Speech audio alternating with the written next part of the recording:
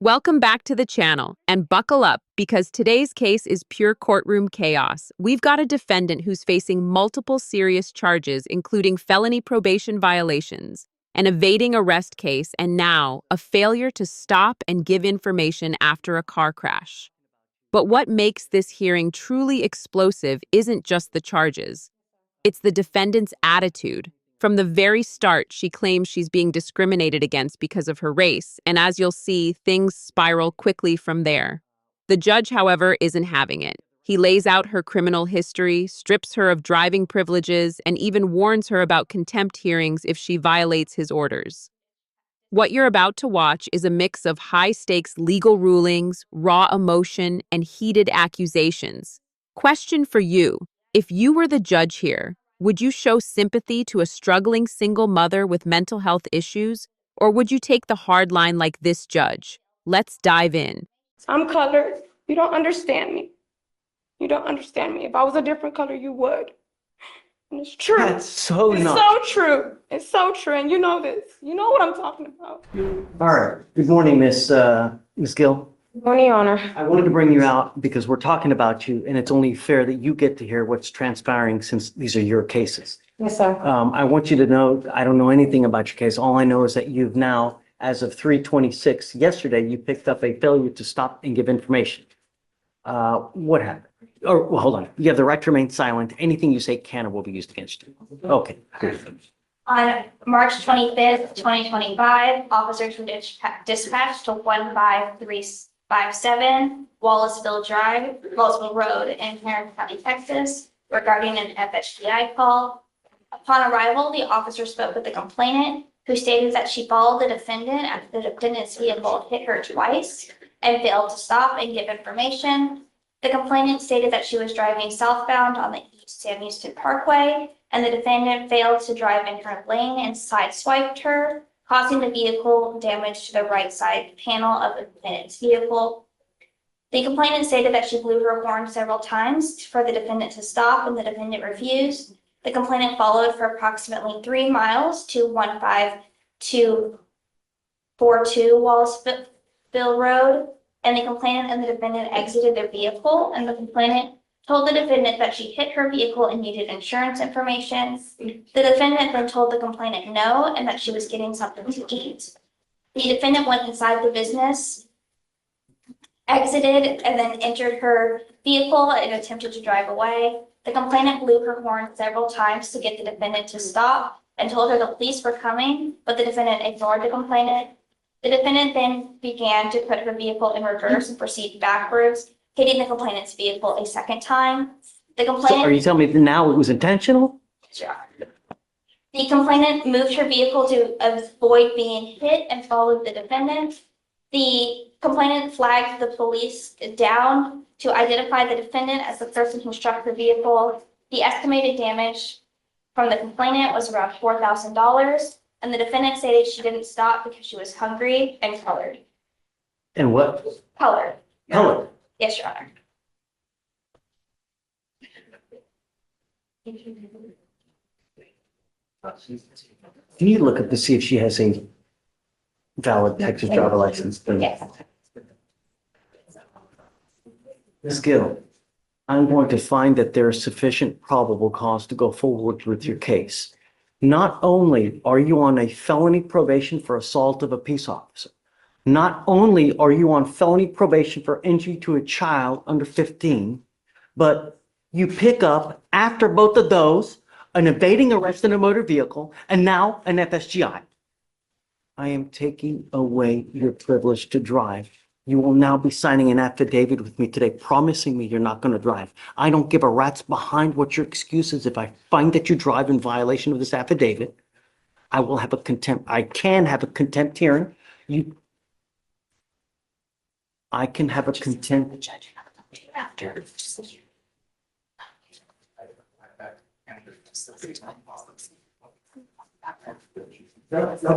Finish. I'm so please. sorry. Finish. I'm a commercial driver. Really? Yes. Really? Yes. You, if you do have a CDL, Sorry, that is correct. She does have a valid CDL. are held to an even higher standard because of that CDL. You now have a total of 4 open cases, one of those being this FSGI and an evading arrest in a motor vehicle. I am taking away your privilege to drive. If I find that you do, I can have a contempt hearing. You can be facing an additional 6 months in jail and a $500 fine.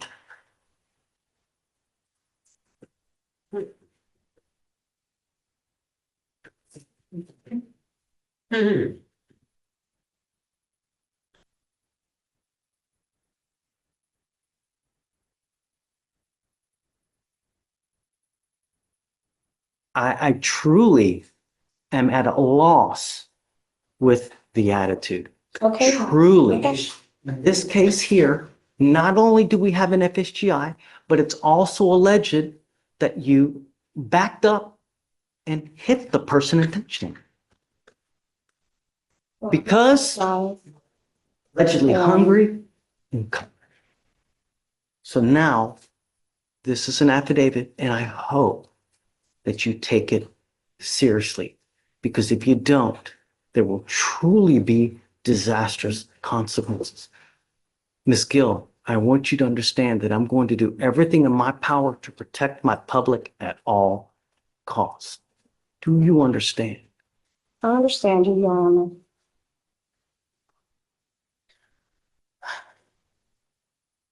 May I make argument for a PR bond, Your Honor?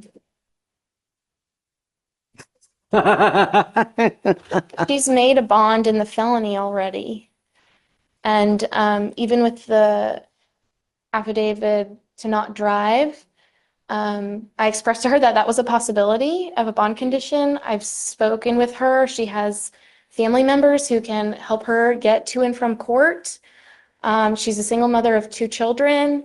She has lived at this address here in Houston for the past 5 years. She lives with her mother. She lives with her younger brother. Has lived in Harris County her entire life. And she has, in these felonies, she's actually applied to be put in mental health court because during this incident and the felonies, she was unmedicated and she has a history of mental health diagnoses. And so as a client of the Harris County Public Defender's Office, we have every intention of getting her treatment for those mental health issues. But she's already made a bond in the felony, and she is willing to abide by any condition that this court will impose on her. It's down to the difference between $0 and $100. And So I appreciate your argument. She's technically, you are right on bond. My feeling is that these felony courts probably do not know that she has now picked up this case yet. So I don't know what, if anything, they're going to do when they do discover this. I find, Ms. Goucher, right? Is that what, Ms. Goucher? I really appreciate your argument going to bat for her, but I think with her demeanor, her attitude, her reckless and wanton action on the road, is that you are a danger to the public, and your bond is now set at 1,000, and I'm going to raise it to 5 because I think that you really are a danger to the public, and your attitude shows us and tells me that, hey, I'm going to do what I want to do, and that's it. And that's always, I mean, really, don't say anything. how many people died this weekend on the road because of the reckless and wanton actions? All we want are our streets to be safe. You're not helping me, Your Honor. You're not helping Don't me. say anything. I'm struggling. I'm a single mom, and I've been struggling with the courts for years already, and I'm tired of this. Okay? I was beat, okay, in front of my children, and I was thrown on the ground like an animal, okay? And I'm tired of this. I'm tired of all of this, okay? In front of my children. My children have trauma, okay? And I have no insurance for the medication, and I have not been on the medication. I'm trying to get the insurance to get on the medication. Ms. Gill, Okay. I understand that, but at some point, your actions become your own, You right? don't understand. I'm colored. You don't understand me. You don't understand me. If I was a different color, you would.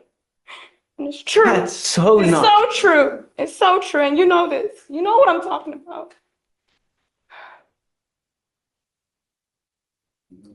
I call out discrimination when I see it on a daily basis, ma'am. I don't care who it is. I don't care what color. If they're a small farm animal. I don't care. I call it when I see it. The only thing, because I don't know them. The way I get to know them is paper. And they tell me what happens in the case. And from what I see here and what has transpired here within the last 10 minutes. Really? Officer Harris did not read me my rights. Well, I will let They've been mishandling me like this for years already, okay? I have the right to tell you this. And I'm telling you, she did not read me my rights. She just shoved me behind the officer car. I did not get a voice to speak out anything. Yes. She just brought me to jail. You guys speak about that. I'll tell you, look, here's what I'm gonna do. I'm gonna leave your bond at $1,000 now. All right? I'm not gonna raise it to 5, but I can't continue to give you a PR bond. Terminated from employment too. Listen, Okay. do not drive. It's the only thing I'm asking you to do. I'm a commercial driver. Don't pick up a new Yes, case sir. Yes, sir. and just, all right. Come on. Justin. And there you have it. After all the back and forth, the emotional pleas, the accusations of discrimination, and even claims of being mishandled by police, the judge ultimately leaves the bond at $1,000. But he makes it crystal clear, if this defendant drives again or picks up another case, the consequences will be severe. This hearing shows the fine line judges walk between compassion and protecting the public. On one hand, the defense highlighted her struggles, mental health issues, family responsibilities, and financial hardship. On the other, the judge emphasized public safety and her repeated disregard for the law. What do you think? Did the judge strike the right balance here? Or was he too harsh on someone already facing so many challenges? Let us know in the comments.